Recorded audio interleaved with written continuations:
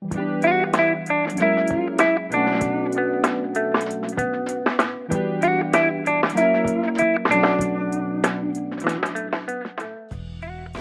now I'd like to present our next speaker. Lisl Schweers is the lead psychosocial clinician for the Life Cancer Survivorship and Transition Service in the Cancer and Blood Disease Institute at Children's Hospital, Los Angeles. Her clinical interests include the incorporation of mindfulness-based practices into the psychosocial care of cancer survivors, healthcare transitions, and teaching advocacy skills to patients and families. Ms. Schweers recently served as the Legal and Advocacy Chair of the Association of Pediatric Oncology Social Workers. She is on the Professional Advisory Board for the Cancer Support Community Los Angeles and is a member of the Society for Social Work Leadership in Healthcare and the Association of Oncology Social Workers.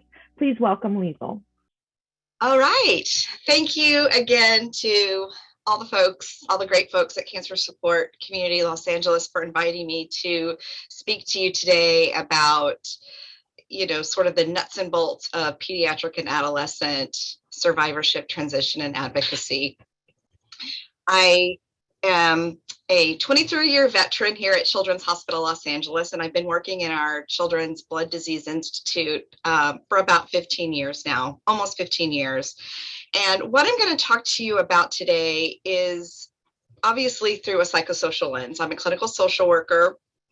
And as Myra mentioned, I'm the clinical social worker, the primary psychosocial clinician for our survivorship or long-term follow-up clinic here at Children's Hospital. So I'm going to provide a brief overview of some of the medical issues that our survivors face. But really, I'm going to focus on some of the psychosocial late effects. I'm going to talk about the transition planning and transfer of care and how we teach advocacy and how we encourage advocacy on multiple levels for our constituents. So again, I'm going to go briefly over the physical and emotional late effects of cancer. This is what we do every day.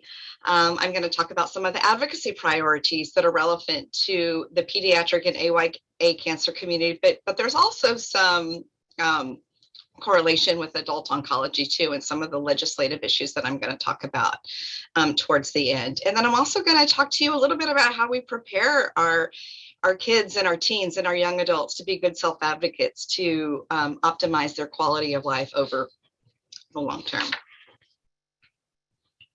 Just to give you a little bit of perspective and context, this is Children's Hospital Los Angeles. We're in East Hollywood. For those of you who are in the LA area, you'll probably know where that is. We serve a very diverse population. We serve about 70 to 75% of patients who are insured by Medi-Cal, which is the state Medicaid program in California.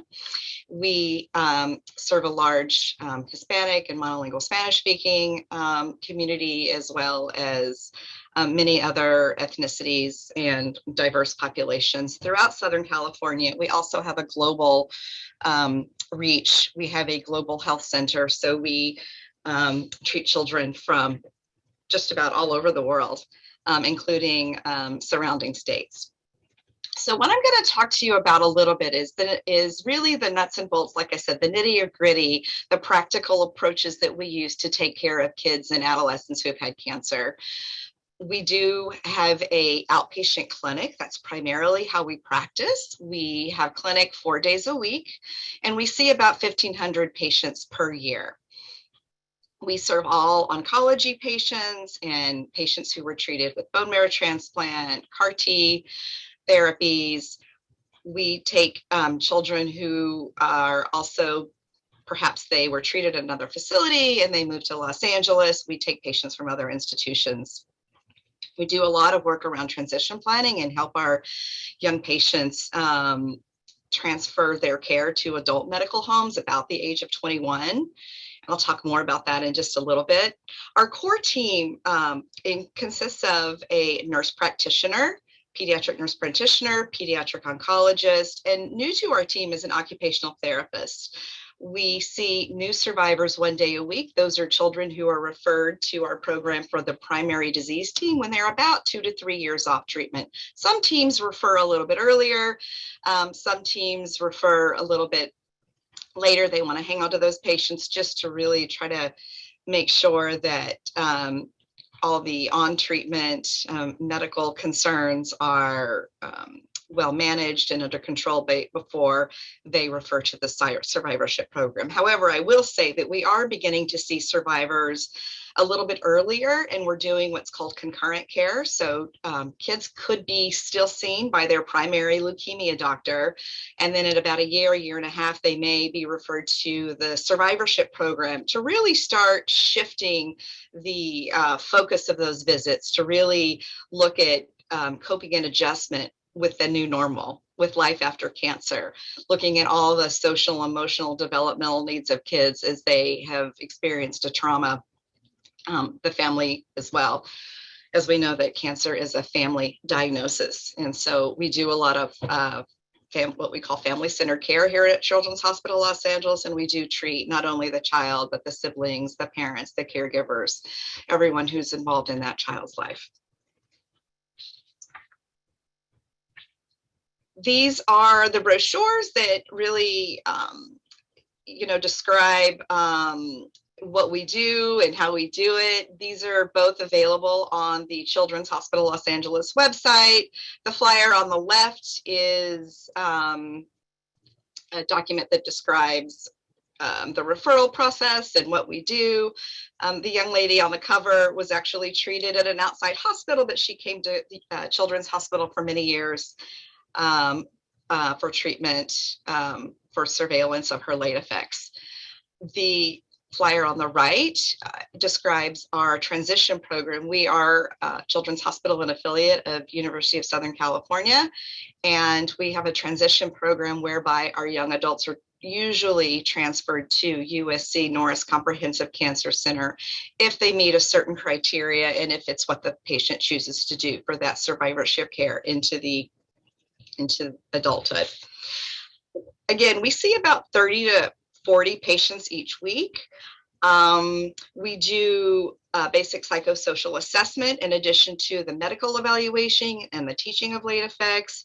We also refer for neuropsychology screening for most of our patients, and genetic testing as well, and especially genetic testing for our older adolescents and young adults happens over at USC, where we also refer patients who have concerns related to fertility post-treatment. That's where we send our young adults for evaluation of those concerns. To further set the context, I wanted to just give you a briefly overview of some of the statistics.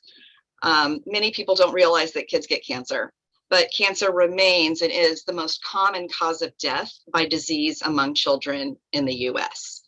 The most common types of cancer that affect children are different than adults. We see leukemias, brain and central nervous system tumors, and lymphomas are the most types of cancer among children and adolescents. And brain tumors are actually the #1 killer of children who have cancer. 1 in 264 children in the US will receive a cancer diagnosis every year. Globally, a child is diagnosed with cancer every 2 minutes. In addition to the leukemias, the brain tumors, and lymphomas, we also see children who experience solid tumors such as Wilms tumors, which affect the kidneys, osteosarcomas, which is a bone cancer, retinoblastoma, which is an eye cancer. One of the things that makes childhood cancer so unique and the potential to be very deadly is that there's no early detection for childhood cancer. You know, there aren't routine screenings like mammograms or testicular self-exams or colonoscopies like there is in the adult oncology world. So cancer happens out of the blue. We still don't know why children get cancer. That is being researched, obviously, as it is for adults. But, you know, children, the average age for a child to be diagnosed with cancer is age 6, whereas for an adult, the average age is 67, which means that for an adult, maybe there's 15 to 20 years lost to cancer, whereas for children diagnosed at much earlier ages, there's an average of 71 years lost to cancer. And that doesn't mean that that loss is a result of a shortened life expectancy. It's just living with the late effects of cancer treatment for a much, much longer time. In survivorship, we do know that by the age of 50, more than 99%, that's just about every survivor of childhood cancer, will have a chronic health problem, and almost 96 will have a severe or life-threatening condition caused by the toxicity of the treatment that nearly saved their life.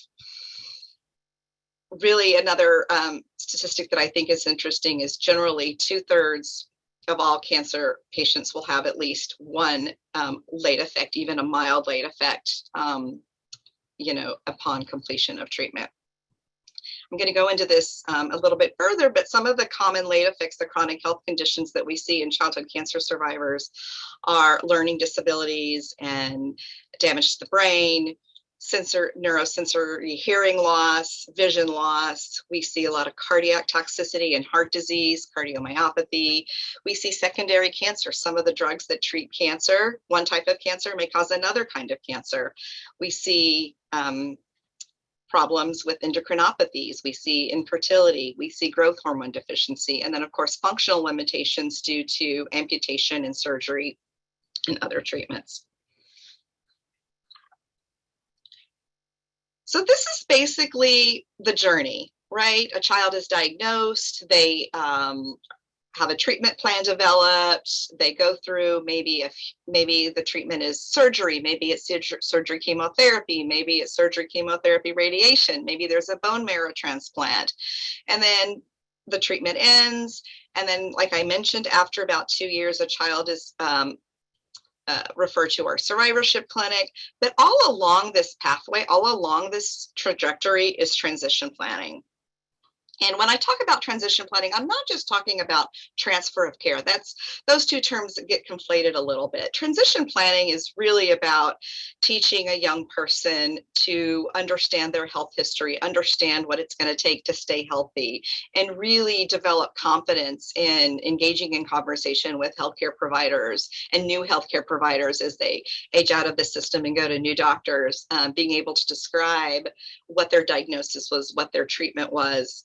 And we have a survivorship care plan that we review it every year to help that young person, as well as the family, to really, understand the history so they can speak competently with providers as they grow up.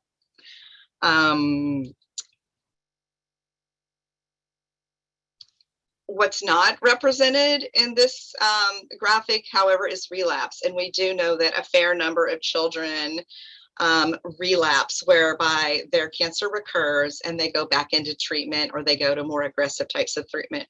We know that, for example, in osteosarcoma, the relapse rate is about 30%. And so those kids may be treated for 1 or 2 years, and then it's another 1 or 2 years. So, we have children that have been in treatment for most of their young lives until they finally reach remission. So when we talk about survivorship, I get asked a lot, and I think many of our providers do as well, when do I call myself a survivor? And that is a very individual decision, and it's a label that we believe that people have to feel and want to identify with if they choose to. Some people at diagnosis may consider themselves survivors.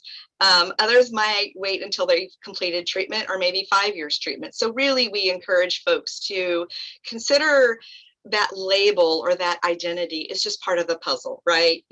We are very complex creatures, and we are daughters and sisters and students and Californians and Geminis, and we have all these labels that we ascribe to ourselves depending on what role or what activity we're involved in. And so I like to coach patients to kind of think of it that way, and to maybe think that today when they come in for their annual late effects visit, that their survivorship or their survivor identity is pretty big. But hopefully, once they have their evaluation and get their education and go to lab and then sort of go on their way, either back to school or back to work or back to play, that the survival identity or their survival label doesn't go away, but maybe it shrinks a little bit and goes back on the self, so they can, really nurture and develop other parts of their identity that are very meaningful to them.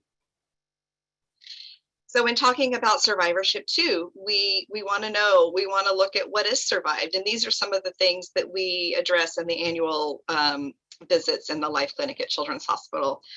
We know that obviously the illness itself and the trauma associated with painful, scary procedures that are part of cancer treatment, the immediate side effects, the nausea, the hair loss, the fatigue, the pain, and then the late effects. So those are definitely survived. Then we think about vicarious trauma and children and families making connections, making friends, and seeing the trauma that's being inflicted on patients that they've become close to. We think about, siblings and other close friends and family members who are not experiencing the threat of life themselves, but are exposed to the trauma of having a loved one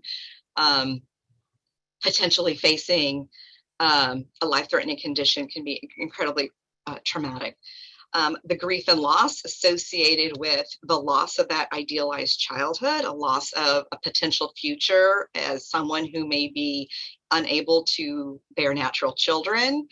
There are losses associated with sensory loss, vision and hearing, as well as functional limitations, maybe related to an amputation for a bone cancer survivor. We know too well that the strain on family and interpersonal relationships can be very, very profound, as cancer disrupts all major life activities to one degree or another. The financial toxicity that we hear about so often now is real. Many times the financial problems, especially for the childhood cancer community, is related to a situation where maybe two parents were working and one parent needs to reduce their hours or stop working altogether to be able to attend to the child when they come to the hospital and manage all the care at home that's also needed. We don't have perfect leave laws in this country just yet, but the stress related to taking time off from work, missing wages because of time taken off for work, can really lead to the financial strain. And then, of course, for children, the educational and social disruptions. The activities of childhood are school and play for the most part. And so when there have been developmental gains achieved and cancer comes into the picture, and some of those activities that instill competence and mastery are put on pause, you have, situations where kids really, really can be challenged in maintaining friendship and relationships with peers. There are things that are missed out on: school, field trips, first dances, family vacation. So again, the survival is not just, surviving to live, but, surviving a lot of the psychosocial impacts of cancer is something that we take is very, very important. And the ripple effect that cancer can cause is something we really want to pay attention to.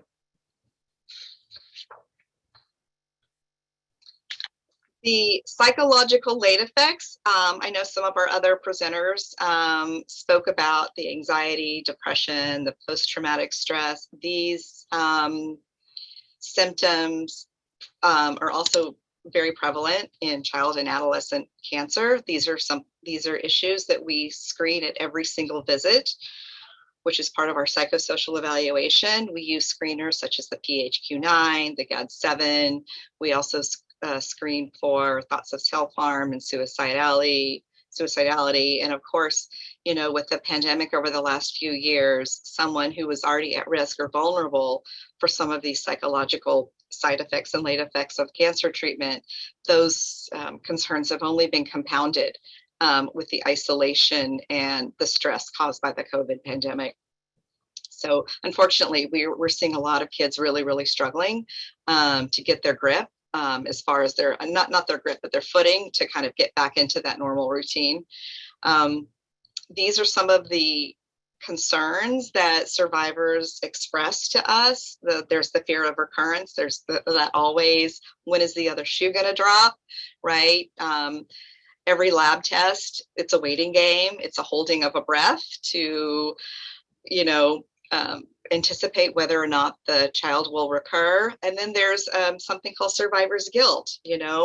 There's a lot of, relationships that develop. Families meet other families, kids meet other kids who were in treatment, and not every child survived. So, the guilt associated with, well, my child lived, but yet our neighbor child did not survive. And so there's guilt associated with that. There's the grief associated with the loss.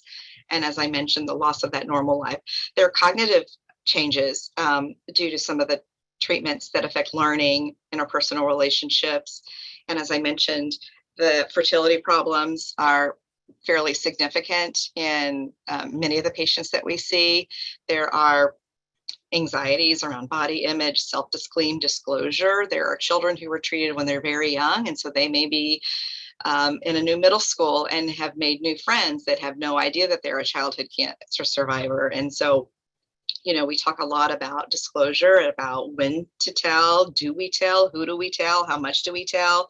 And this is, again, also particularly poignant for young people who are engaging in relationships and dating relationships and marital relations, and talking about whether or not there's a fertility issue. These are things that young cancer survivors have to negotiate, which their peers typically don't.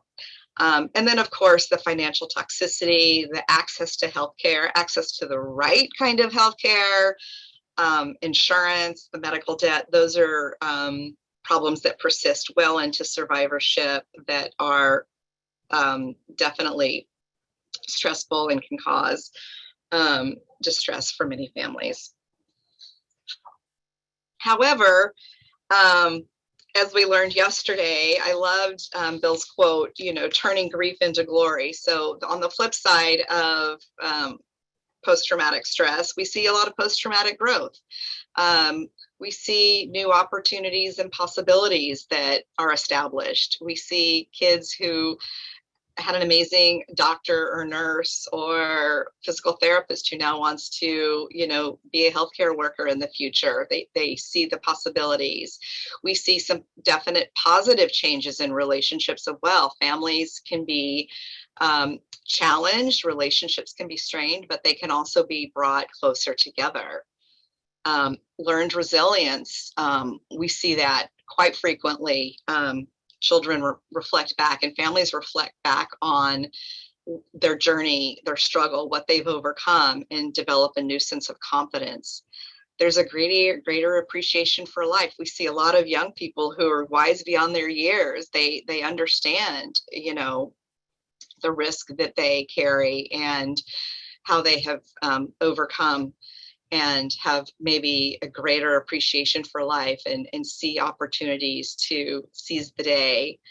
And then, of course, folks' faiths are challenged in incredible ways. And we also see, a strengthening in one's belief system for folks that have survived cancer. So again, some of those are the things that sometimes are pretty evident and folks can identify. Sometimes we have to help them get to this place or help them explore what some of the positive outcomes are, especially if they're sort of dwelling in some of the negativity that's holding them back. We like to, sort of bring that out a little bit at every visit if we can. And generally it comes quite naturally. So to deal with some of the distress that we see, at every visit, we really evaluate the care that someone is getting on an emotional level. We talk about the grief response. We teach strategies to reduce anxiety, some of the irrational thoughts. Some of that is just getting clarification about risk and about percentages and about chances of recurrence. Some of that's psychoeducation. We definitely encourage families and children to engage in psychotherapy if that's something that we think would strongly benefit them. And again, refer to support groups and social support. We have many teens who want to come back to Children's Hospital. They want to give back, they want to volunteer. They maybe want to talk to another kid who's going through it because they feel like they can share their story and make a positive impact. We talk about the importance of sleep hygiene, good nutrition, exercise. As kids get older, their risk of developing health problems related to their treatment plateaus to some degree. And then some of the, just sort of natural wellness activities are neglected. And so we really reinforce, good self-care. And then obviously, staying educated is really important. Asking questions, providing information about blogs and survivorship resources that are available online, attending seminars and workshops such as this. Some of the referrals we make are to camp. There's the Children's Oncology Camping Association, which provides certification for oncology camps all over the country. We refer to programs such as Coach Art, Team Impact, Pavlov Shutterbugs, First Ascents. These are all programs designed to teach new skills, form community. Even though the child might sign up for Pavlov to do a photography class, what they're doing is they're also meeting other kids who've had a similar experience. So there's a real support mechanism in place for all these arts and sports and adventure programs. And then of course, the cancer support organizations such as Cancer Support Community. Elephants and Tea is a wonderful AYA resource that has digital support groups listed on their website. Programs such as Pediatric Brain Tumor Foundation, the Leukemia Lymphoma Society, and MIB Agents, which is an organization dedicated to the support of patients with osteosarcoma. So again, really helping families remember that these organizations and these programs are available for survivors as well as folks going through treatment. Briefly, I wanted to go over some of the late effects. This guy on the screen is called Chemo Man, although I think we should be a little more inclusive and call him Chemo Person. But just to give you an idea, there are drugs such as cisplatin and carboplatin, which cause problems with the kidneys and hearing loss.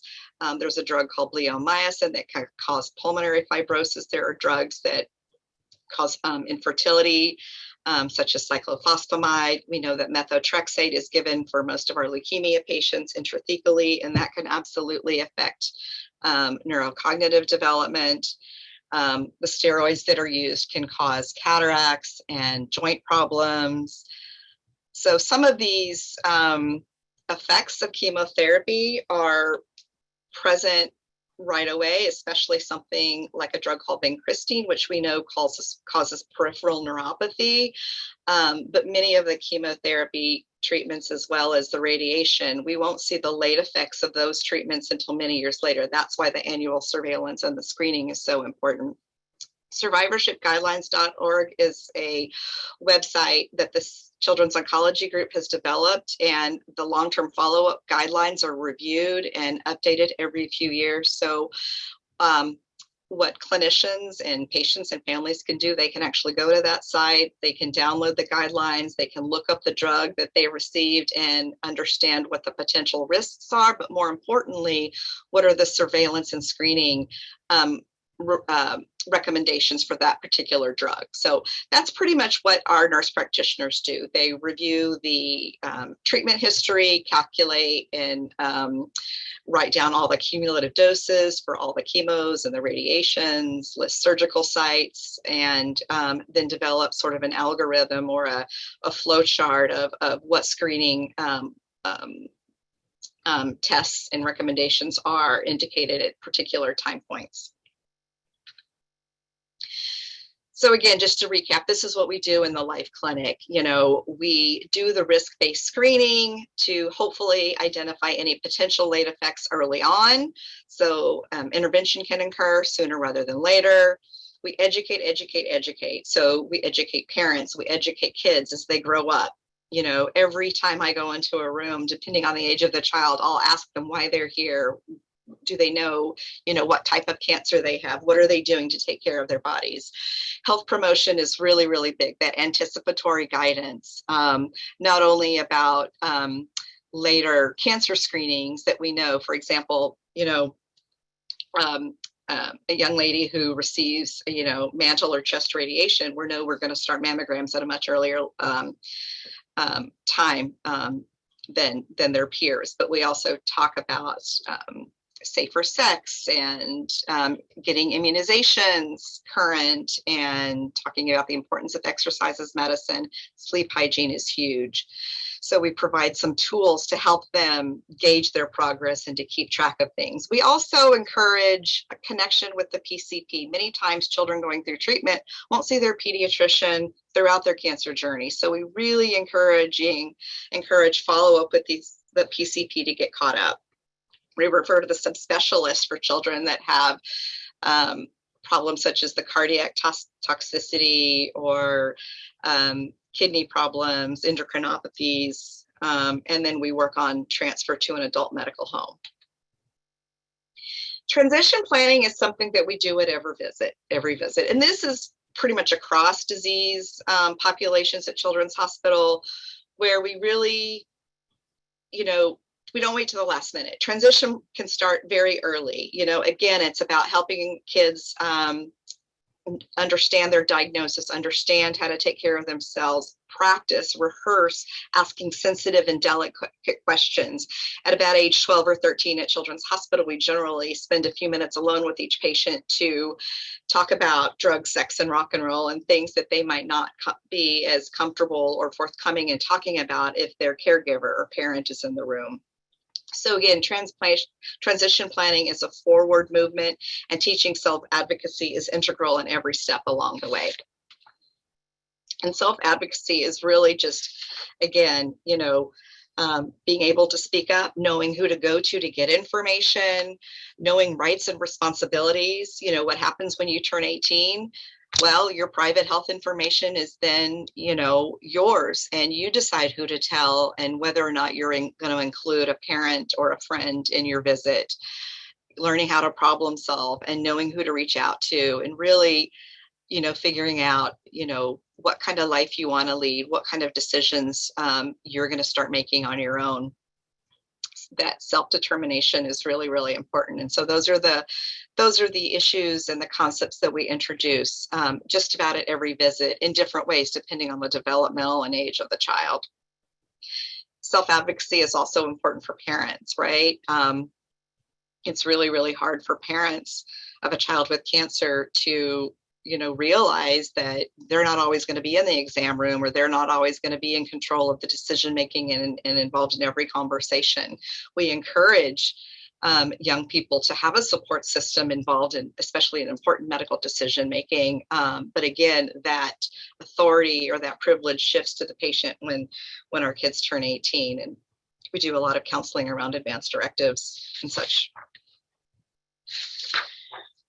So again, just to show you our transition pathway for the lower risk patients, standard risk ALL, low stage Wilms tumor, maybe a surgery only solid tumor at age around 21, we refer to the primary care provider for follow-up, and then we have a nurse care manager in the Life Clinic that reaches out and calls that patient once a year just to see how they're doing, see if they have any barriers to receiving care from their primary care physician. For our higher risk patient, that's anyone that received radiation, transplant, high doses of anthracyclines, which we know can cause cardiac toxicity. We hope to see at our program at USC, or if they live in another part of the city, we might refer to City of Hope, UCLA. Those are the two other programs that we typically refer to. Some of the tools that we use for transition, again, the survivorship guidelines on the COG website. We provide a survivorship care plan. Every survivor, whether you're an adult or a child, should have a survivorship care plan with outlining the plan for surveillance at the end of treatment. The transition readiness assessment is a great tool to use with young people to gauge their readiness. Do they know the name of their medication? Do they know how to make an appointment? Do they keep a copy of their insurance card in their wallet? Do they know who to call if they have a question about a particular issue? We definitely encourage activation of patient portals for ease of access to medical records, and then GOT transition is a great sort of a universal guidelines for transition to support transitions for all populations. We do a lot of education around education and vocational rights and legal issues. We support patients in accessing special education and Section 504 of the Rehab Act, which allows for accommodations at school and the workplace. We encourage linkages for patients that need it for Office of Students with Disabilities. And again, we also review all the scholarships that are available for young adults who have survived cancer. Many, many wonderful programs out there. We typically refer folks who are receiving SSI or supplemental security income to the Department of Rehab for occasional and vocational training assistance. We have some patients who have been diagnosed with another condition. Maybe they're on the autism spectrum or have Down syndrome, or they have a significant neurocognitive deficit, which impairs their ability to live independently, and they might need conservatorship. So we refer to the Regional Center for support with those, with case management and long-term planning.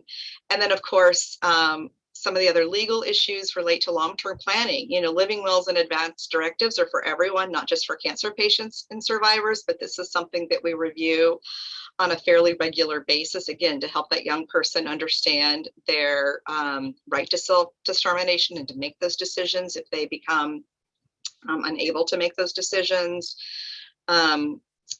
Conservatorship, special needs trust are things we talk about. And again, reviewing insurance laws and medical leave laws and what other benefit programs might be available. So when talking about equity, we also have to consider that there are barriers. Only about 20% of childhood cancer survivors are actually being seen in a long-term follow-up clinic, which that doesn't mean that they're not getting care necessarily, but it may not be the specialized their care. We do lose patients who just, you know, want to avoid, want to deny, want to just go on with life and never think about cancer again. We have patients that really just don't quite understand how significant their risk is, so there's a knowledge deficit. We have plenty of stories of patients who have inadequate health insurance coverage that will not necessarily guarantee their referral to an NCI Center of Excellence for their cancer surveillance, or they might not be able to get the scan that they need. Again, that's typically due to maybe the primary care provider or someone at the insurance company not really understanding the long-term effects and the research that shows that this care is needed.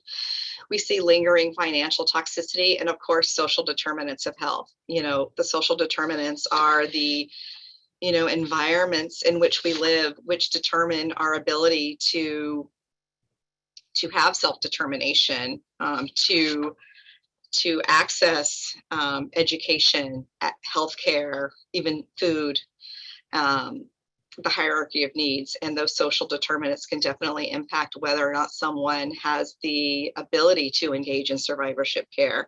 So the social determinants and some of these other things, again, those are things we screen for at every survivorship visit. On the flip side, there are some things that we can do to make things a little bit easier for childhood cancer survivors. So I'm going to go into some of the legislative issues that I think they're important for all of us to be aware of. Most notably, the Affordable Care Act, which I know everyone is probably very aware of. It was signed into law back in 2010. It's definitely not a perfect law, but there are things that, irregardless of which side of the aisle you're on, folks can agree on, you know, things like pre-existing conditions. You know, before the ACA, a young adult living with cancer who's perfectly healthy but may have some risk factors, they couldn't afford insurance because their premium was so high just because they had cancer. Well, that's illegal now, that kind of discrimination. Also, young adults, until they get their footing, if their parents have employer-sponsored health insurance, they can stay on their insurance now until the age of 26. Medicaid expansion has been huge, and we think that through the literature that that's one of the biggest benefits for childhood cancer survivors, and that's how more folks are covered, not necessarily due to the pre-existing condition or young people staying on their parents' insurance, but the states that expanded Medicaid, we know that there's been an increased access to care. And of course, the routine cancer screenings at no cost, which people of all ages can benefit from. There's another act called the Accelerating Kids Access to Care Act, which just got a couple new sponsors this week. It's a bill that I'm tracking. This will allow children to have more timely diagnosis and treatment if they live in an area where there's not a pediatric cancer program. This law will allow states to have reciprocity, actually the providers who accept Medicaid or Medi-Cal to have reciprocity. So for example, a child in Phoenix, Arizona might need to come to Children's Hospital Los Angeles, but their insurance is Medicaid. Well, their provider that they may potentially see in California would need to be paneled with Arizona Medicaid. So this law would actually break down those silos and those barriers and have more interstate movement of patients getting care quicker. These are a couple of laws that were really, really helpful for young adult survivors. The deferment for active cancer treatment allowed borrowers to defer their student loans during treatment and 6 months after, so they could take a little bit of a pause and not be accumulating interest while they're going through cancer treatment. And then fertility preservation. Many health plans do not cover fertility treatment, and many do not cover fertility preservation, but this law clarifies that for anyone undergoing cancer treatment, healthcare plans in the state of California must include coverage for standard fertility preservation. That includes egg harvesting and storage, semen banking, ovarian tissue harvesting and storage for prepubertal girls. Note that this fertility preservation law does not impact Medicaid though, so there's still a large population of children going through treatment who have Medicaid who have no access to fertility preservation because the cost is prohibitive. The California Cancer Care Equity Act is something that I know many adult oncology programs are also getting behind. This act was actually passed very recently in August, and it's sitting on Governor Newsom's desk. And I encourage everyone, if you're interested to learning more about the law, to just Google, California Cancer Care Equity Act, and there's an opportunity for you to write to the governor. What this law will do would ensure that Medi-Cal recipients in the state of California can access the clinical expertise and resources at NCI designated cancer centers. Many times Medi-Cal recipients are treated at community hospitals or by community providers that don't necessarily have access to clinical trials and novel therapies. And so treatments are maybe not as aggressive or cutting edge as someone who's treated at a NCI designated hospital. So this law would help Medi-Cal patients have access to higher quality cancer care in the state of California, and we hope the governor signs that. The PCHETA, the Palliative Care Hospice Education and Training Act, is really important for the pediatric cancer community. The AAP actually recommends that palliative care be offered and discussed even at diagnosis, and a lot of people are reluctant to even consider palliative care for children until it is fairly certain that a child is at risk. But again, palliative care and hospice is so important, and this act would actually increase the training, funding, and awareness for pediatric and adult palliative care. The STAR Act was passed a couple of years ago, actually in 2019, signed by President Trump, and this is the biggest childhood cancer legislation ever taken up by Congress. And this was a grassroots effort. Many on the ground childhood cancer advocacy organizations, parents, family members wrote the bill, took it to Congress, did lots of lobbying, lots of action days, and now Congress will allot up to $30 million per year for the STAR Act to fund programs that increase research opportunities by expanding biorepositories, expanding cancer registries for children, establishing model systems of care for survivors, and increasing, the pediatric expert at the NIH, which has been lacking for many years. Again, it's important to keep the drum beat on. I went to DC a few years ago after the STAR Act was passed and met with Representative Cisneros. He was all on board to, provide the appropriations for the STAR Act, but he was voted out of office. He had a very short term. So again, this is why it's important to keep up the pressure, keep up the lobbying, continue to advocate for the childhood cancer communities, because politicians come and go, but kids and families and the issues very much remain. So it's really important to stay active and on top. And these are some of the things that we can all do for a variety of causes, but really, let your elected official know your story. Tell them you're a constituent and that this matters to you. Ask for the commitment to funding things such as the STAR Act. Write letters for your local newspaper, hold fundraising events, share your message on social media. We know that many politicians are glued to their Twitter. You can use hashtags to really raise awareness for childhood cancer. And most importantly, vote. And I would, suggest, keep health policy in mind when you go to the polls, and ways that we can influence and empower our politicians to make healthcare more affordable and accessible to everyone in the country. These are a couple of the resources that I frequently draw on. The Childhood Cancer Survivor Study is a retrospective study of childhood cancer survivors that were treated in the 70s and 80s, and a lot of the research about late effects comes out through the CCSS, and they publish newsletters. And then the Psychosocial Standards of Care were recently published in Pediatric Blood and Cancer. I think they're 15 standards of care that have everything to do with psychosocial care, education, sibling support, bereavement, palliative care.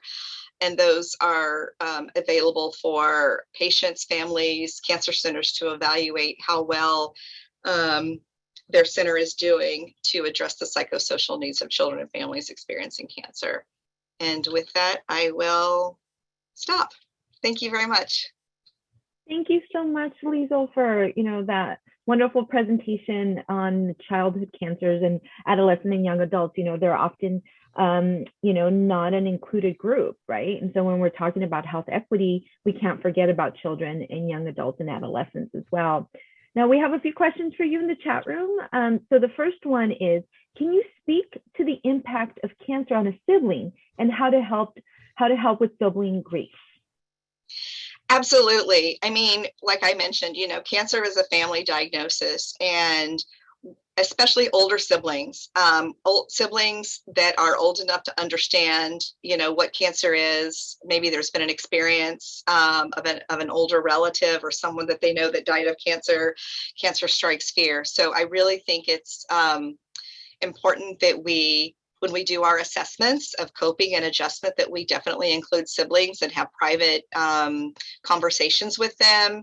Here at children's hospitals and most pediatric cancer centers, we have psychologists, we have child life specialists who do a lot of work with, helping children understand at various ages, kind of dispelling myths and trying to get at what those fears are. Some parents are reluctant to bring the siblings. They don't want to scare them. They don't want to freak them out. But we know that children can be very curious and very bright. And sometimes some of the fears are bigger than what's really necessary. Sometimes the fear is justified, and it's about really, sitting with that young person, having them find their voice and put into words what they're worried about, and providing answers that are age appropriate and that are on their level, and just meeting them where they are. Everybody copes differently. Some people are very stoic.